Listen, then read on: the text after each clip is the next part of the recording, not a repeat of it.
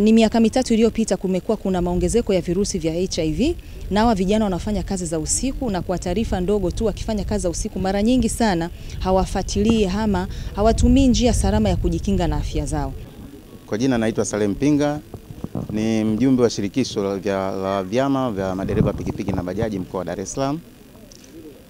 Leo tuko katika kongamano hili ambalo wametuita hawa kampuni inaitwa Huduma Yangu, pamoja na wadau mbalimbali wanaohusika na masuala ya usalama barabarani. Na mkutano huu umeleta faida kwetu kwa sababu kuna taasisi ambazo tulikuwa tunazikai na sisi. Kwa mfano TRA na LATRA walikuwa hawana mahusiano vizuri na sisi, lakini wametukutanisha leo.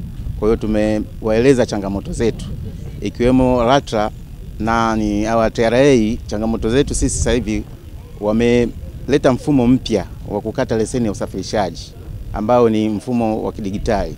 Sasa madereva wengi wa bodaboda na bajaji hawana elimu ya kuweza kukata leseni kwa kutumia mfumo huo. Kwa changamoto zingine ni pamoja na watu wa usalama barabarani kama polisi. Tumewaeleza changamoto zetu ambazo tunapambana nazo barabarani.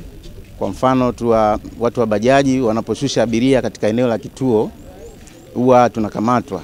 Tunaposhusha abiria tu, kishusha unaambiwa hapa sio sehemu ya kushusha. Hivyo naitwa Emmanuel Richard, ni mkurugenzi wa taasisi ya Huduma Yangu Foundation. Ni taasisi isiyokuwa na faida na taasisi isiyokuwa ya kiserikali inajishughulisha na kutoa elimu, kutoa msaada na elimu ya kuelimisha vijana na wanawake ili kushiriki katika maendeleo ya taifa hili.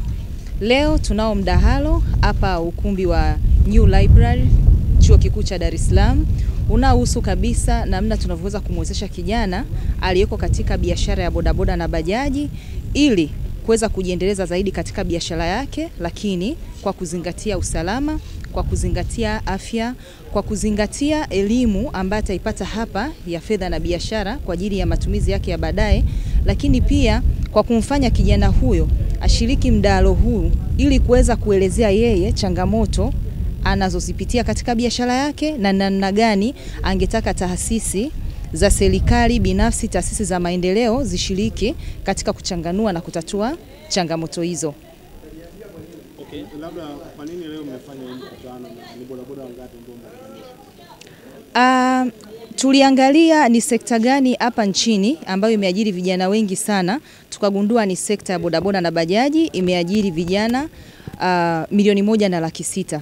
Na vijana wote hao wamekuwa wakishiriki kabisa kuongeza pato la nchi hii, na wamekuwa wakitumia biashara hiyo kuishi maisha yao, kuendesha maisha yao ya kila siku. Lakini pamoja na kwamba ni biashara kubwa, ni sekta iliyoajiri vijana wengi, tuligundua ina changamoto kubwa. Kwa hiyo ndio tukawa na maono kwamba tuanzishe kitu ambacho kitawakutanisha vijana hawa na taasisi ambazo moja kwa moja ni za usafirishaji hapa nchini waweze kutatua hizo changamoto. Nia na madhumuni, tunatamani sana kuona ni biashara ambayo ni salama kwa vijana waliomo kwenye hiyo biashara na wale watakaojiunga baadaye, lakini pia tunatamani kuona wako karibu zaidi na taasisi za serikali ambazo moja kwa moja ni taasisi za usafirishaji hapa nchini kuweza kuchanganua hizo changamoto ambazo sisi tuliziona. Nashukuru. Naitwa Jonathan Kitururu, ni afisa leseni na usajili kutoka LATRA. Leo tumekuwa na summit nzuri ambayo imeandaliwa na wenzetu wa Huduma Yangu Foundation, ambao lengo kubwa imekuwa ni kuwakutanisha wenzetu wasafirishaji kwa kutumia pikipiki za magurudumu mawili na matatu kwa ajili ya kupata elimu kutoka kwa wadau mbalimbali, ikiwemo taasisi za serikali pamoja na wadau wengine wanaohusika na kwa namna moja au nyingine pamoja na kundi hili. Tumekuwa na mambo mengi ambayo tumejifunza leo, na pamoja na mambo hayo ambayo tumejifunza pia kumekuwa na maswali mengi na changamoto ambazo wamekuwa kukabiliana nazo wenzetu hao wasafirishaji kwa njia ya pikipiki. Kwa upande wetu wamekuwa na changamoto au maswala waliotuuliza ni pamoja na namna ya upatikanaji wa hizi leseni. Kwa jina naitwa Dr. Sebastian Ndege au maarufu kama Jembe ni Jembe.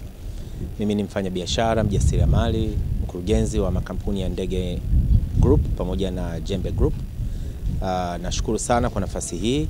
Nimekaribishwa na ndugu zangu, marafiki zangu, partners wangu wa Huduma Yangu Foundation ambao wameandaa event hii hapa ya Bodaboda and Bajaj Summit.